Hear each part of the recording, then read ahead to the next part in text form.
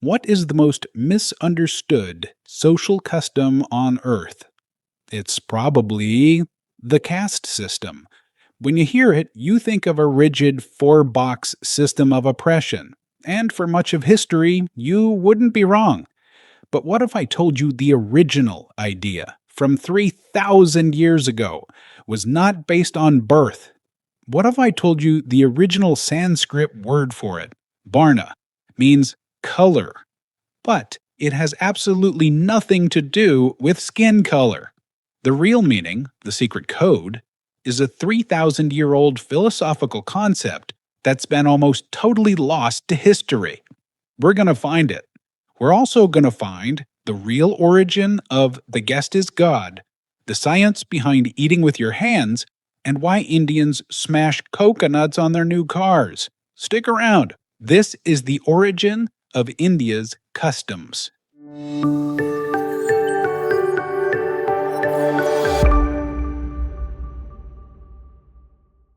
So, in the last three parts, we've seen how the land crashed into being, how the language was fused, and how the food changed the world. Now we have to ask, how did these people organize themselves? What are their customs? And to do that, we have to talk about the elephant in the room, the Varna system, the caste system. This idea is the cornerstone of the Hindu social order, and it goes back to the late Vedic period, around 1000 BCE. You probably know the basics: Brahmins, priests, Kshatriyas, warriors, Vaishyas, traders, and Shudras, laborers.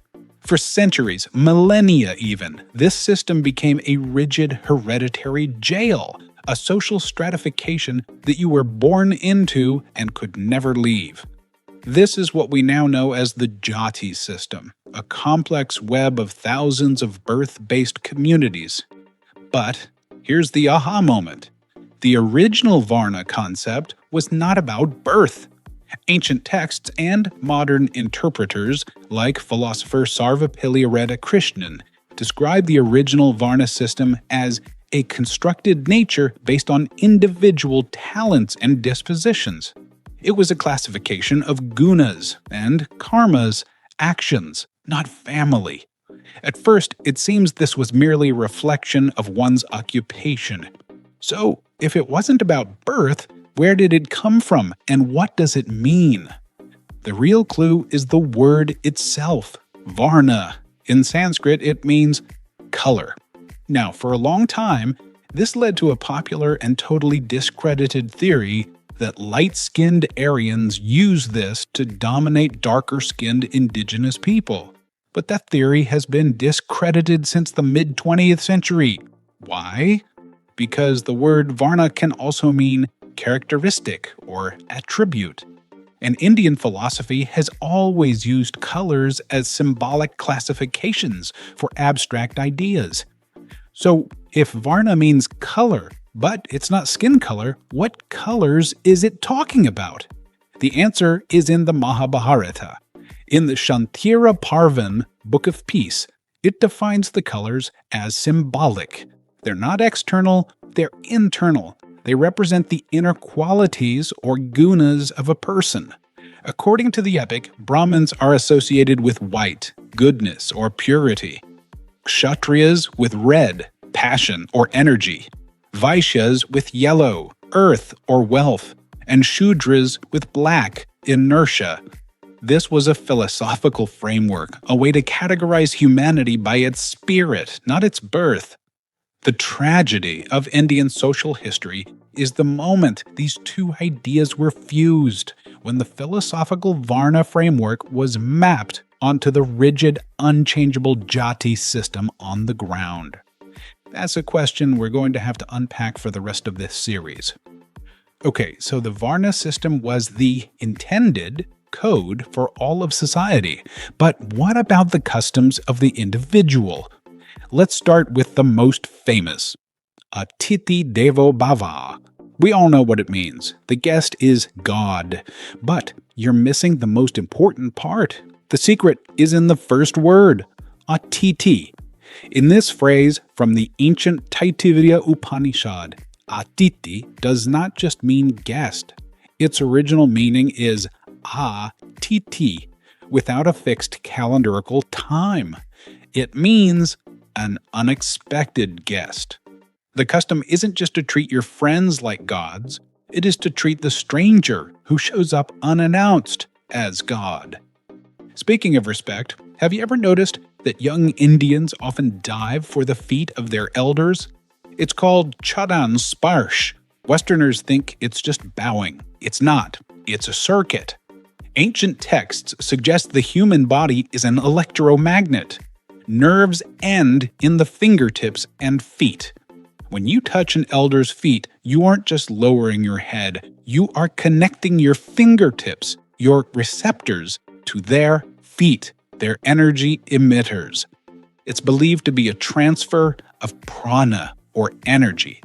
You dump your ego at their feet, and in return, their hand on your head completes the loop, sending wisdom and energy back to you. It's bioelectric reverence. And what about that red dot, the bindi? It's not just fashion, it's anatomy. It is placed exactly on the ajna chakra, the point between the eyebrows. Ancient sages called this the third eye, the seat of concealed wisdom.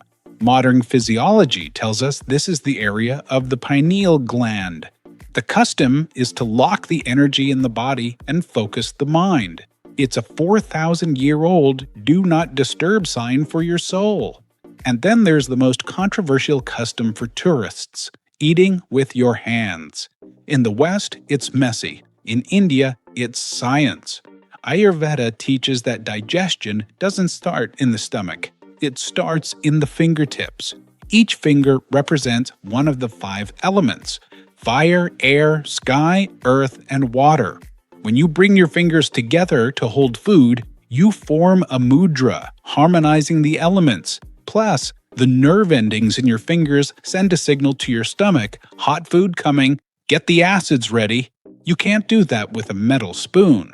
This connects you to the food before you even taste it, making eating a mindful, multi-sensory experience.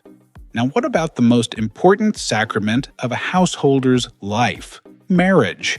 In the modern world, Indian marriage is famous for being arranged. But the origin of this custom is way more complex. In the Vedic period, marriage wasn't just a social contract, it was one of the essential samskars, or sacraments. And here's the kicker. The ancient texts, like the Manusmriti, didn't just have one kind of marriage, they supported 8 different types.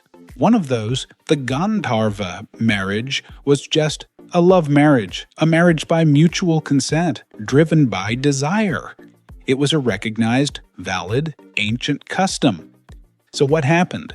As Vedic Hinduism evolved into classical Hinduism, the Gandharva love marriage lost prominence and the parent-led arranged marriage rose to become the predominant ritual. But even that wasn't static. The custom was radically changed by the Brits, and then again by India itself with the Hindu Marriage Act of 1954. Now let's talk about the customs that look like superstitions. Walk down any Indian street and you'll see lemons and chilies hanging on doorways, the Nimbu Mirchi. Superstition? Maybe. The story goes that goddess Lakshmi, wealth, has a sister, Al-Lakshmi, misfortune. Al-Lakshmi loves sour and spicy things, so you hang them outside to satisfy her cravings at the door, so she eats them and leaves without entering your house. It's a cosmic bribe. But scientifically, lemons and chilies are natural disinfectants. The cotton thread absorbs the acid and releases vapors that keep insects away, a custom of magic or ancient pest control. And when you buy a new car in India, you don't just drive it off the lot, you smash a coconut in front of it. Why? Because the coconut is the only fruit that looks like a human head. It has hair, queer, a hard skull, shell, and water, blood. In the past, people might have sacrificed animals. The coconut became the peaceful substitute. Smashing it represents smashing your ego, the hard shell, to reveal the purity, the white fruit inside. It's a ritual of surrender before you start something new. It's a way of saying, I am not the doer. And how does this culture celebrate? With fire and color. Take the festival of Holi. It's not just a fun party. It is a festival of the triumph of good over evil. The origin story is about an evil king named Hiranyakashipu who forced everyone to worship him. His own son, Prahlada, refused. So the king plots with his sister, Holika, to kill the boy. Holika had a special boon. She was immune to fire. She tricked Prahlada into sitting on a giant funeral pyre with her. The fire was lit, but Holika, the one with the boon, was burned to ashes, while Prahlada, the true believer, walked away unharmed. That bonfire, the Holika Dahan, celebrated the night before Holi, is that fire. It's the custom of burning evil away to celebrate the victory of good. And the colors? That's a second story from the Braj region about the god Krishna, who was in love with Radha, but worrying she wouldn't love him because of his blue skin. Finally, the last custom, the end. Antyeshti, the cremation. Why burn? Because in Vedic thought, Agni, fire, is the messenger. He carries offerings to the gods. When a person dies, their body is the final offering. The fire returns the elements to the earth and releases the soul, Atman, for its next journey. But what happens when these customs, especially that Varna system, stop being philosophical and become unjust? What happens when the code of Varna, qualities, hardens into the code of Jati, birth, and creates the sin of untouchability? Well, another, more powerful Indian custom is born, the custom of protest. This isn't just an ancient static society, it's a society that's always argued with itself. The first great reformers, the Buddha and Mahavira, lived 2,500 years ago. Their entire philosophies were, in part, a rejection of the Vedic rituals and the growing power of the Brahmin class. Now, fast forward 2,500 years to the 1940s. The Varna system is now a rigid system of oppression. And a man named Dr. B.R. Ambedkar, a man born into the untouchable Dalit community, is given the job of writing India's new constitution. He argued for the annihilation of caste. And so, on November 4th, 1948, Dr. Ambedkar presented the draft constitution. And in that document, he didn't just reform the 3,000-year-old custom, he replaced it. He codified a new custom, the custom of equality before the law, the custom of abolishing untouchability in any form. The origin of India's customs, then, it's not a single ancient rule book. It's an epic debate, a 3,000-year-long argument between social order, Varna, individual philosophy, Upanishads, and finally, human justice, Ambedkar. The oldest custom in India is the custom of reinventing itself. We've covered the land, the language, the food, and the customs. But what about the stories behind the stories? What about the myths and the folklore? Where did the idea of 330 million gods come from? What is the origin of yugas, the great cycles of time? That is next time in Part 5. What's the most surprising custom you learned about today? The real meaning of Varna, the Gandharva love marriage, or the fact that Atiti means an unexpected guest? Let me know in the comments. And please like and subscribe, it helps a ton. See ya!